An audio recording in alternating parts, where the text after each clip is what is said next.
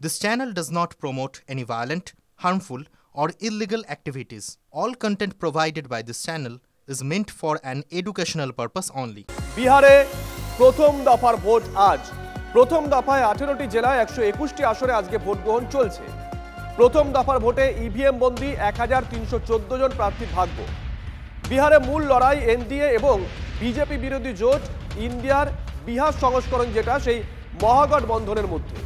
প্রথম দফার ভোটে উল্লেখযোগ্য প্রার্থীদের মধ্যে রয়েছেন বিহারের বিরোধী দলনেতা তেজস্বী যাদব, জনশক্তি জনতা দলের প্রতিষ্ঠাতা তেজপ্রতাপ যাদব, বিহারের দুই উপমুখ্যমন্ত্রী সম্রাট চৌধুরী এবং বিজয় কুমার সিনহা। ঘড়ির কাঁটা এই মুহূর্তে 8টা 28।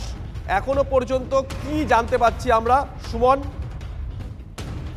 7টা থেকে ভোট গ্রহণ পর্ব শুরু হয়েছে, প্রায় 1.5 ঘন্টা হয়ে গেল।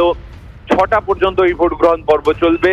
তবে কিছু সেন্সিটিভ কনস্টিটুয়েন্সি রয়েছে মুঙ্গেরের মতন, যেখানে 5টা পর্যন্ত এই ভোট গ্রহণ চলবে।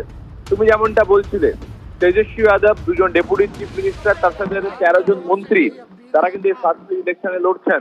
সুমন, সঙ্গে থাকো। তেজস্বী যাদব কি বলছেন শোনাই একবার। नौकरी रोजगार कारखाने बिहार में कोई अच्छी शिक्षा चिकित्सा हो, पढ़ाई दवाई कमाई, उसको जो यही हम सब लोगों से अपील करना चाहते हैं। उम्मीद क्या है सर? उम्मीद हम लोग जीतेंगे। को बदलेंगे सरकार, 18 तारीख को बदलेंगे सरकार। 14 को नई सरकार मिलने वाली है। जिस तरह का गिरिराज सिंह बयान प्रवक्ताओं से पूछो। पीछे रखिए ना, माइक पीछे रखिए। चोट लगेगा, मैच से चोट लगेगा, मैच थोड़ा पीछे रखिए। बात हो गई, बात हाँ पर ये चलिए, हो गया, चलिए खाली खाली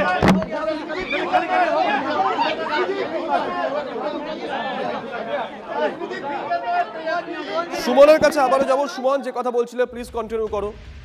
যেমনটা তোমাকে বলছিলাম যে দুজন deputy chief minister Tejashwi Yadav, তার সাথে 13 জন মন্ত্রী ফার্স্ট ইলেকশনে লড়ছেন। 121টা কনস্টিটুয়েন্সিতে ভোট হচ্ছে। সবচেয়ে ইম্পর্টেন্ট, এনডিএর সাথে মহাগঠবন্ধনের লড়াই হলেও প্রশান্ত কিশোরের জনসুরজ দল, সে কার ভোট কাটবে, এটাই কিন্তু একটা গুরুত্বপূর্ণ ফ্যাক্টর হয়ে উঠতে পারে বিহারের ইলেকশনে, এবং সেটাই কিন্তু ডিসাইডিং ফ্যাক্টর হয়ে উঠতে পারে বেশ কয়েকটা বিধানসভায়। পাশাপাশি এই ভোট এসআইআর এর পরে প্রথম ভোট, সেক্ষেত্রে এসআইআর এর ফলে শাসক লাভ পায় না বিরোধী, এই বার্তাও কিন্তু পাওয়া যাবে বিহারের ভোট থেকে, যা বাংলার ক্ষেত্রে কিন্তু প্রযোজ্য হবে। শুভজিৎ, নজর রাখো সুমন।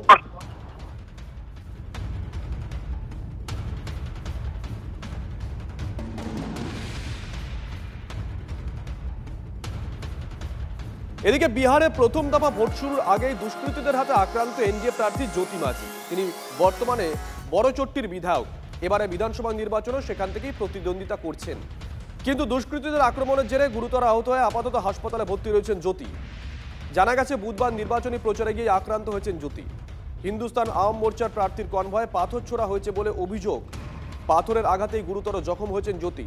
দ্রুত স্থানীয় হাসপাতালে ভর্তি করা হয় তাকে। আপাতত জ্যোতি চিকিৎসাধীন। প্রাথমিকভাবে যেটা জানতে পেরেছি, রোড শো চলাকালীন বাইকে চেপে আসা 2 ব্যক্তি পাথর ছুঁড়েছে, তবে অভিযুক্তদের খোঁজ এখনো পর্যন্ত মেলেনি। উল্লেখ্য, জ্যোতির কেন্দ্র বড়চট্টিতে ভোট হবে দ্বিতীয় দফায়।